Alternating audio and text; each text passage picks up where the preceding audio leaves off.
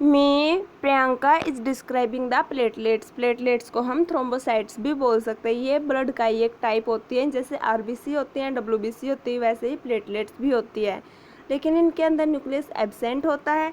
इनका main function blood की clotting करवाना होता है। इनका साइज 2 to 4 माइक्रोमीटर होता है। ये कलरलेस होती है और स्पेरिकल अवॉइड और डिक्टोइड शेप की होती हैं। ठीक है, इनका जो ग्रैन्यूल्स होते हैं वो रेड पर्पल कलर के पाए जाते हैं। इनका साइटोप्लाज्म फेंट ब्लूइश होता है और न्यूक्लियस एब्सेंट होता है। इनमें न्यूक्लियस नहीं पाया जाता।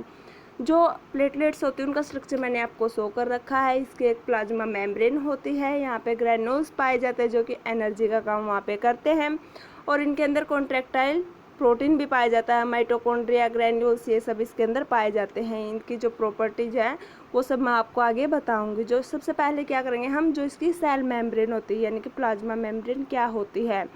जो इसकी सेल मेम्ब्रेन होती है वो लिपिड्स, कार्बोहाइड्रेट्स और प्रोटीन एंड ग्लाइकोप्रोटीन से मिलके बनी हुई होती है। इसका जो साइटोप्लाज्म होता है उसके अंदर endoplasmic reticulum, Golgi apparatus, mitochondria और कुछ कंट्रैक्टाइल प्रोटीन पाया जाता है। जैसे कि सेल के अंदर ये सब पाया जाता है वैसे इसके अंदर भी ये सब पाया जाता है। उसके बाद है ग्रैन्यूल्स। ग्रैन्यूल्स किससे मिलके बने हुए होते हैं, एटीपी, एडीपी, सीरोटोनिन और कुछ क्लोटिंग फैक्टर्स, फोस्फोलिपिड्स, ट्राइग्लिसराइड्स, इन सब से मिलके ग्रैन्यूल्स बने होते हैं। वो जो प्लेटलेट्स होते हैं उनको एनर्जी प्रोवाइड करते हैं।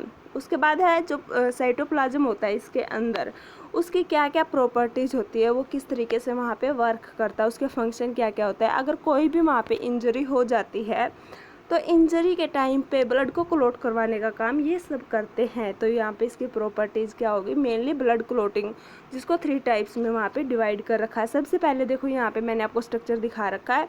अगर कहीं पे भी जैसे यहाँ पे क्या है, सेल मेम्ब्रेन्स प्रेजेंट हैं यानी कि डर्मिस लेयर या फिर जो भी हमारे ब्लड वेसल्स है, जहाँ पे भी वहाँ क्या होती है, इंजरी होती है, अगर वहाँ पे कहीं पे भी रप्चुरेशन आ जाती है और वहाँ से ब्लीडिंग होती है तो वहाँ से इस तरीके से वहाँ पे ओपनिंग हो जाती है। और ओपनिंग होने के साथ साथ वहाँ पे डब्ल्यूबीसी वहाँ से आउट होती हैं, तो उसी टाइम प्लेटलेट्स भी वहाँ पे आती हैं। प्लेटलेट्स वहाँ पे आके पहले सबसे पहले क्या होगी, वो वहाँ पे एडहेसिवनेस करेंगी यानी कि वो वहाँ पे चिपकना स्टार्ट कर देंगी। जहाँ पे भी इंजरी होती है उसी साइड पे वो वहाँ पे अपने रोल प्ले करती है, वहाँ पे आके वो चिपकना स्टार्ट हो जाती है। देखो यहाँ पे बहुत कम अमाउंट में वहाँ पे प्लेटलेट्स आई हैं, यानी कि जब भी प्लेटलेट्स वहाँ पे आने स्टार्ट हो जाती है वो उसी जगह पे चिपकना स्टार्ट हो जाती हैं। देखो आरबीसी, डब्ल्यूबीसी जो वो तो बाहर रिलीज आउट हो जाती है, जब भी इंजरी होती है और ब्लीडिंग होती है तो वो तो बाहर आ जाती है, लेकिन जो प्लेटलेट्स होती है वो इसी जगह पे वहाँ पे जमना स्टार्ट हो जाती हैं, यानी कि वो वहाँ पे चिपकना स्टार्ट हो जाती है। उसके बाद है एग्रीगेशन, यानी कि पहले यहाँ पे कुछ ही आई, उसके बाद में क्या है, ब्लीडिंग तो अक्कर होती ही रहेगी, उसके साथ साथ में प्लेटलेट्स का अमाउंट भी वहाँ पे ज़्यादा हो जाता है, जिसके बाद सारी की सारी जो प्लेटलेट्स है वो इंजरी की साइड पे वहाँ पे चिपकना स्टार्ट हो जाती हैं। ठीक है, और जब एग्रीगेशन होने के बाद यानी कि वो जब चिपक जाती हैं और ज़्यादा अमाउंट में वहाँ पे प्लेटलेट्स आ जाती है कि वो उस साइड को वहाँ पे उस घाव को भर सकती हैं, तो उसके बाद में वहाँ पे एग्लूटिनेशन आ जाती है, यानी कि वहाँ पे फाइबर्स की फॉर्मेशन होने स्टार्ट हो जाती है। वो अपना नेटवर्क वहाँ पे बिछा लेती है, फाइब्रिन की वहाँ पे प्रेजेंटेशन होने लग जाती है, यानी कि फाइबर्स वहाँ पे आ जाते हैं और जो इस भी साइड पे वहाँ पे इंजरी हुई है वहाँ पे क्लोट बनना स्टार्ट हो जाता है और ब्लीडिंग वहाँ से रुक जाती है और ब्लीडिंग होने से बच जाती है। ठीक है, उसके बाद जो प्लेटलेट्स होती है उनके क्या क्या फंक्शन होते हैं मैंने बताया। सबसे ज़्यादा मेन फंक्शन तो क्या है, क्लोटिंग फॉर्मेशन करवाते हैं और ब्लीडिंग होने से बचाते हैं। ठीक है, तो यहाँ पे इसके कौन कौन से फंक्शन हैं, सबसे पहले तो क्या होगा, क्लोट की फॉर्मेशन होती है, क्लोट रिट्रैक्शन होता है, और जो भी वहाँ पे इंजरी हुई है किसी भी ब्लड वेसल में या फिर कहीं पे भी अगर इंजरी हुई है तो उसको वहाँ पे रिपेयर करवाएगा।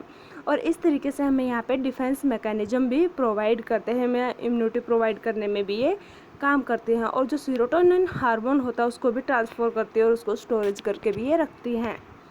उसके बाद है कुछ वेरिएशंस, जिसमें जो प्लेटलेट्स का साइज जो वहाँ पे अमाउंट हो वो इंक्रीज भी होता है और डिक्रीज भी होता है। वो इंक्रीज होता है तो उसको हम थ्रोम्बोसाइटोसिस कहते हैं, अगर उनका काउंट डिक्रीज होता है तो उसको हम थ्रोम्बोसाइटोपिनिया बोलते हैं। ठीक है, मैंने बताया प्लेटलेट्स का दूसरा नाम क्या है, थ्रोम्बोसाइट्स। ठीक है, तो इसी नाम पे क्या है, थ्रोम्बोसाइटोसिस का मीनिंग क्या है, उसका इंक्रीज होना। ठीक है, और थ्रोम्बोसाइटोपिनिया का मीनिंग क्या है, वहाँ पे उसका डिक्रीज होना, प्लेटलेट्स के काउंट का डिक्रीज होना। ठीक है, अब हम पहले करेंगे थ्रोम्बोसाइटोसिस क्या होता है, यानी कि जब प्लेटलेट्स नंबरिंग में इंक्रीज हो जाती है, मोर देन 4.5 लाख मिलीमीटर पर क्यूब हो जाती है, तो उसको हम थ्रोम्बोसाइटोसिस बोलते हैं। इसके क्या क्या कारण होते हैं, क्यों प्लेटलेट्स इंक्रीज होते हैं? जब भी हैमरेज होता है, देखो हैमरेज होगा तो नॉर्मल सी बात है कि वहाँ से WBC और RBC वहाँ से रिलीज आउट हो जाती है, यानी कि बॉडी से बाहर हो जाती है, ठीक है।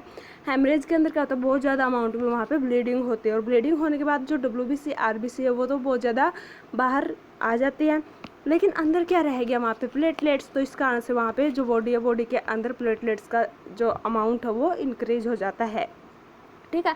सीवियर इंजरी में भी वही बात है, अगर बहुत ज़्यादा ब्लीडिंग होगी तो वहाँ पे भी प्लेटलेट्स बॉडी के अंदर बहुत ज़्यादा हो जाते हैं। या फिर पार्चुरेशन होता है, यानी कि जो लेबर के स्टेज होते हैं, जब भी डिलीवरी होती है तो उस टाइम पे भी क्या है, प्लेटलेट्स का अमाउंट ज़्यादा हो जाता है। उसके बाद है थ्रोम्बोसाइटोपिनिया, जो प्लेटलेट्स का काउंट डिक्रीज कब होता है, जब प्लेटलेट्स 1.5 लाख मिलीमीटर पर क्यूब से कम हो जाती है तो उसको हम थ्रोम्बोसाइटोपिनिया बोलते हैं। ये किस किस कारण से होता है, टॉक्सीमिया, यानी कि अगर ब्लड के अंदर कोई भी टॉक्सिक एजेंट्स आ जाते हैं और वहाँ पे पॉइजनिंग करते हैं, तो उसके कारण से प्लेटलेट्स वहाँ पे उन प्लेटलेट्स किल हो जाती है, और जिसकी वजह से उनकी वहाँ पे जो पॉपुलेशन है उनका अमाउंट वो डिक्रीज हो जाता है। या फिर किसी भी इन्फेक्शन की वजह से, जब भी ब्लड के अंदर कोई इन्फेक्शन होता है, सेप्टिसीमिया होता है, तो उसकी वजह से भी प्लेटलेट्स काउंट वहाँ पे डिक्रीज हो सकता है। बहुत हार्ड ड्यू टू ये जो दोनों के दोनों है, टॉक्सीमिया और सेप्टिसीमिया, दोनों के दोनों किस कारण से होते हैं, वहाँ पे किसी न किसी बैक्टीरियल और वायरल इन्फेक्शन की वजह से इनका काउंट डिक्रीज होता है। यहाँ पे एक जैसे डेंगू है, डेंगू में भी क्या होता है, वहाँ पे थ्रोम्बोसाइटोपिनिया होता है, यानी कि प्लेटलेट्स का काउंट डिक्रीज हो जाता है।